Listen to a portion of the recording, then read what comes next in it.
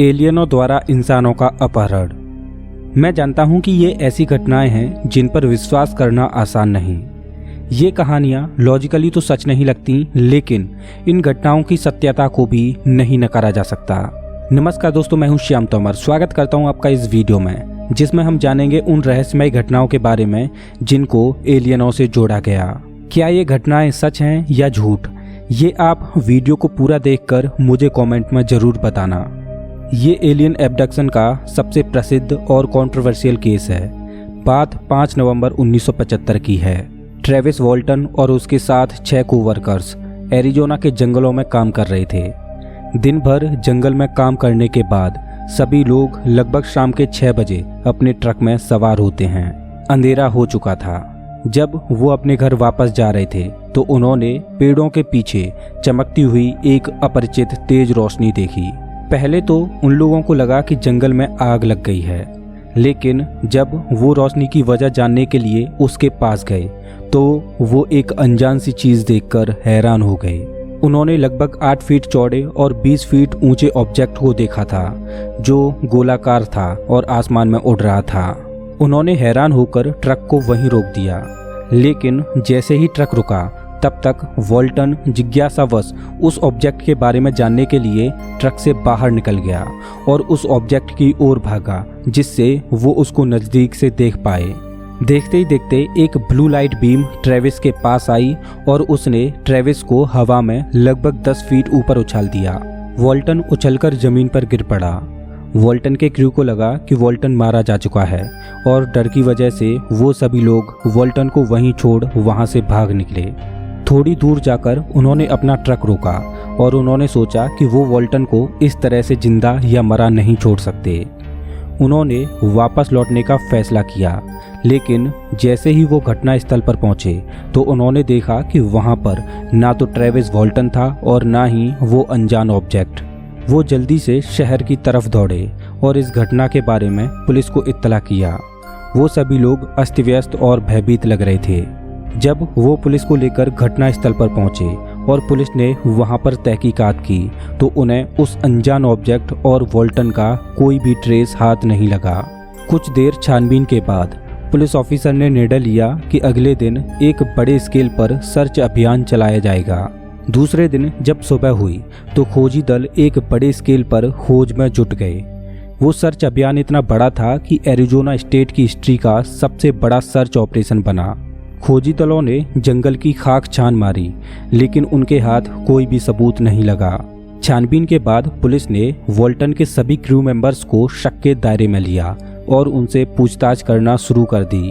अब पुलिस को लग रहा था कि वॉल्टन के क्रू में से किसी ने या तो अनजाने में या जानबूझकर वॉल्टन को मार दिया है और उसकी बॉडी को जंगल में ही कहीं गाड़ दिया है और यूएफओ से इस बात को जोड़कर पर्दा डाल रहे हैं। पुलिस ने सभी 6 लोगों का लाई डिटेक्टर टेस्ट करवाया और उनमें से 5 ने लाई डिटेक्टर टेस्ट को पास कर लिया, लेकिन एक व्यक्ति को मशीन ठीक से पढ़ नहीं पाई। लाई डिटेक्टर टेस्ट को पास करने के बाद भी वो लोग शक के दायरे में बने रहे। इस घटना को 5 दिन बीत चुके थे और 10 नवंबर 1975 को वॉल्टन की सिस्टर ने एक फ़ोन कॉल रिसीव किया और उस फ़ोन कॉल ने सब कुछ बदल दिया, क्योंकि वो फ़ोन कॉल खुद ट्रेविस वॉल्टन ने किया था। वॉल्टन ने फ़ोन पर बताया कि वो एक गैराज के पास पड़ा है और उसे कोई आइडिया नहीं है कि वो वहाँ कैसे पहुँचा। जब उसकी फैमिली वॉल्टन को गैराज से पिकअप करके लाई तो वॉल्टन को पता ही नहीं था कि इस घटना को 5 दिन बीत चुके हैं। जब सभी ने वॉल्टन को लाइट की चपेट में आने के बाद बीती हुई घटना को याद करने को कहा तो वॉल्टन ने बताया कि जब मेरी आँख खुली तो मुझे ऐसा लगा कि मैं एक हॉस्पिटल में हूँ। मैं टेबल पर लेटा हुआ था। जब मैंने फोकस किया तो मैंने वहां पर 3 जीवों को देखा। वो बहुत ही अजीब थे। वे इंसानों की तरह तो बिल्कुल भी नहीं लग रहे थे। वे लगभग 5 फीट लंबे थे और उन्होंने टाइट फिटिंग जैसा कुछ पहना हुआ था। उनकी स्किन एक मशरूम की तरह वाइट थी। वॉल्टन ने आगे बताया कि वो बहुत ही घबरा चुका था और उसने पैनिक में अपने पास पड़े एक ट्रांसपेरेंट ट्यूब को उठाकर उन पर हमला करने की कोशिश की। ऐसा देख वो तीनों क्रिएचर पीछे उठ गए और उसे रूम में अकेला छोड़ गए। थोड़ी ही देर बाद रूम में एक चौथा व्यक्ति प्रवेश करता है, लेकिन वो पहले वाले 3 से बिल्कुल अलग दिख रहा था। वो देखने में लगभग इंसानों की ही तरह था, लेकिन उसने एक ट्रांसपेरेंट हेलमेट पहन रखा था। वो व्यक्ति शांत स्वभाव का लग रहा था और वो उसे बगल वाले कमरे में ले गया। वॉल्टर ने आगे बताया कि वहाँ पर कमरे के बीचों बीच एक कुर्सी लगी हुई थी, जिसके एक साइड में कुछ बटन थे और दूसरी साइड में एक लीवर था। वो व्यक्ति मुझे अचानक कमरे में छोड़ गया। मैं वहाँ पर मौजूद बटन्स के साथ खेलने लगा और उन्हें दबाने लगा। जैसे ही मैंने लीवर को पुश किया, वैसे ही बाहर का नज़ारा बदलने लगा। मुझे ऐसा लगने लगा कि मैं मूव कर रहा हूँ। मुझे समझ आ चुका था कि हम एक स्पेसशिप में हैं और अचानक चीज़ें फिर से धुंधली हो गईं और मेरी आंखों के सामने अंधेरा छा गया। वॉल्टर ने आगे बताया कि जब उसकी आंखों के सामने से अंधेरा छटा तो उसने पाया कि वो एक गैराज के सामने रोड पर पड़ा है और उसे स्पेसक्राफ्ट की जाते हुए एक झलक दिखाई दी। हालांकि वॉल्टन की इन बातों पर पुलिस अधिकारियों को विश्वास नहीं हुआ। वॉल्टन के द्वारा बताई गई बातें ऐसी प्रतीत हो रही थीं कि वो एक मनगढ़ंत कहानी बता रहा हो। इस घटना के कुछ दिन बीत जाने के बाद जो लोग वॉल्टन को करीब से जानते थे, उन्होंने वॉल्टन को उस हादसे के बाद से उसके स्वभाव में बदलाव महसूस किया। वॉल्टन सच कह रहा था या झूठ, इसका पता पॉलीग्राफ टेस्ट से ही किया जा सकता था। आपको बता दें कि पॉलीग्राफ टेस्ट या लाई डिटेक्टर टेस्ट के द्वारा साइकोलॉजिकल परीक्षण किया जाता है, जिसमें blood pressure, pulse, skin conductivity इत्यादि की छोटी से छोटी हरकतों को रिकॉर्ड किया जाता है, जिसके द्वारा पेशेंट की मनोस्थिति का पता चलता है। एक प्राइवेट इन्वेस्टिगेटर ने वॉल्टन का पहला लाई डिटेक्टर टेस्ट किया। उस पॉलीग्राफ टेस्ट ने प्राइवेट इन्वेस्टिगेटर को सेटिस्फाइड नहीं किया। इस वजह से पहले टेस्ट में मिले नतीजों को इन्वेस्टिगेटर ने पब्लिश नहीं किया। इन्वेस्टिगेटर ने कुछ दिन बाद वॉल्टन का एक और पॉलीग्राफ टेस्ट लिया, जिसको वॉल्टन ने बड़े ही आसानी से पास कर लिया और उसके रिजल्ट को लोगों के सामने पब्लिश किया। धीरे धीरे इस केस को पब्लिसिटी मिलने लगी और ये एक महत्वपूर्ण अपहरण की घटना बन गई। जैसे जैसे ये केस फेमस होता जा रहा था, वैसे वैसे वॉल्टन को नए नए टेस्टों से गुजरना पड़ रहा था। लेकिन हैरानी की बात यह थी कि वॉल्टन हर एक पॉलीग्राफ टेस्ट को आसानी से पास करता जा रहा था। कुछ लोग वॉल्टन की बातों पर विश्वास करने लगे, तो कुछ लोग ऐसे भी थे जो इतने पॉलीग्राफ टेस्ट होने के बावजूद भी सेटिस्फाइड नहीं थे। उन्हें ऐसा लग रहा था कि वॉल्टन झूठ बोल रहा है और उसका किसी एलियन ने अपहरण नहीं किया। लेकिन सवाल ये था कि अगर ट्रेविस वॉल्टन का एलियनों द्वारा अपहरण नहीं हुआ था, तो 5 नवंबर 1975 को ऐसा क्या हुआ था? ये केस सुर्खियां तो खूब बटोरा था, लेकिन इस केस का कोई भी ठोस सबूत नहीं था जो ये साबित कर पाता कि वॉल्टन का एलियंस ने ही अपहरण किया था। फिलिप क्लास नाम के एक व्यक्ति थे जिनको वॉल्टन की ये घटना एक मनगढ़ंत कहानी लग रही थी। तो फिलिप क्लास ने वॉल्टन के साथ काम करने वाले एक क्रू मेंबर को, जो उन 6 में से एक था जो इस घटना के जस्मदीद गवाह थे, उसे $10,000 देकर ये कहने को कहा कि वो सबको बताए कि जंगल में ऐसी कोई भी घटना नहीं घटी थी। आपको बता दूं कि उस समय $10,000 की कीमत बहुत ज़्यादा थी, लेकिन वॉल्टन के उस क्रू मेंबर ने $10,000 लेने से इनकार कर दिया और उसने कहा कि वो घटना बिल्कुल सच थी और वो झूठ नहीं बोल सकता। फिलिप क्लास ने इस घटना को झूठा बताने के लिए लोगों के सामने एक थ्योरी दी कि वॉल्टन और उसका क्रू जंगल में जिस प्रोजेक्ट पर काम कर रहे थे, अगर वो उसे सही तरह से पूरा नहीं कर पाते तो उन्हें भारी पेनल्टी का सामना करना पड़ता।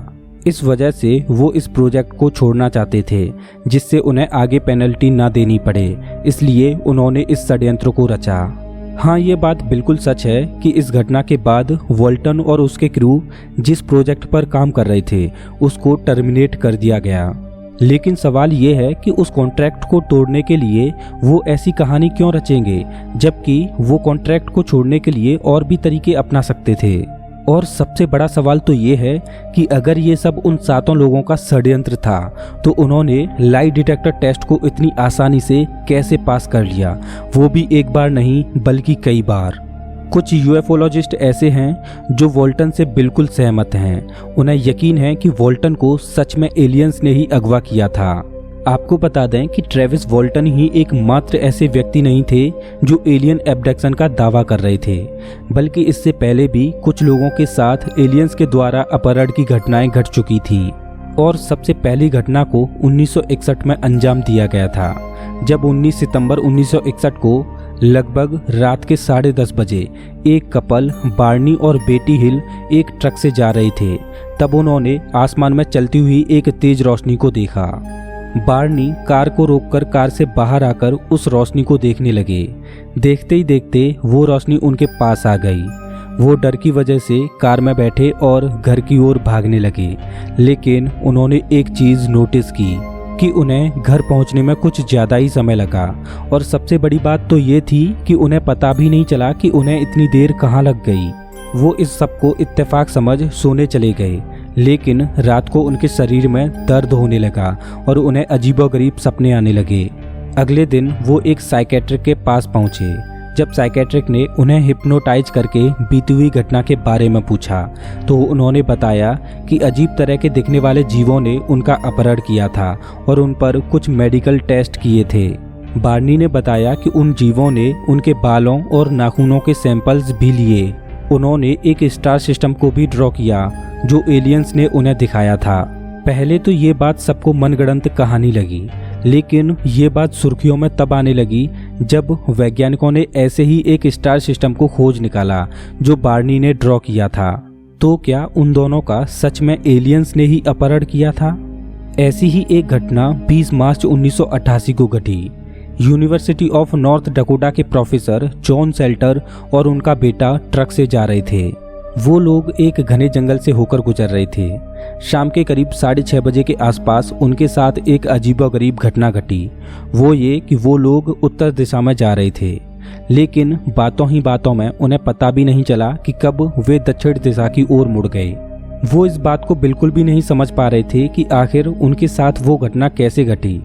उन्होंने अपनी गाड़ी रोकी और वो फिर से उत्तर दिशा की ओर मुड़े, लेकिन जब तक उन्होंने गाड़ी को उत्तर दिशा की ओर मोड़ा तब तक वो दक्षिण दिशा में बहुत दूर तक चले आए थे। रात हो जाने की वजह से उन्होंने उस रात ट्रक में ही सोने का विचार बनाया। सुबह जब उनकी आंखें खुली तो उन्होंने देखा कि उनके ऊपर एक गोल डिस्क उड़ रही है और देखते ही देखते वो डिस्क बहुत दूर चली गई। इसके बाद उन्होंने अपनी गाड़ी चालू की और अपने घर चले गए, लेकिन जब वो अपने घर पहुंचे तब उनका सिर बहुत तेज से दर्द करने लगा और उन्हें कुछ कुछ याद आने लगा। उन्हें याद आया कि करीब 5 फीट लंबे अजीबोगरीब जीवों ने उनकी नाक में इंजेक्शन लगाया और उनके गले में भी एक इंजेक्शन लगाया। उसके बाद वो एक डॉक्टर के पास गए। जब डॉक्टर ने उनका चेकअप किया तो पाया कि उनके गले और नाक में इंजेक्शन के निशान थे।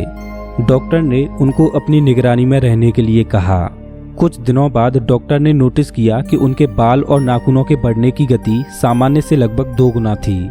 जॉन का बेटा भी बहुत तेजी से ग्रो करने लगा और उसकी हाइट सामान्य से ज्यादा ग्रो कर रही थी। तो क्या उन एलियंस ने उन पर कोई परीक्षण किया था?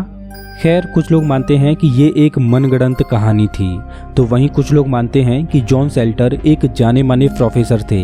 तो भला वो ऐसी अफवाह क्यों फैलाएंगे? ऐसी ही एक घटना 9 नवंबर 1979 को घटी। रॉबर्ट टेलर नाम का एक व्यक्ति जंगल का इंस्पेक्शन कर रहा था। जब 9 नवंबर को वो इंस्पेक्शन के लिए जंगल में गए तो उन्होंने अचानक जंगल में एक ऐसी जगह देखी जैसी उन्होंने उस जंगल में पहले कभी नहीं देखी।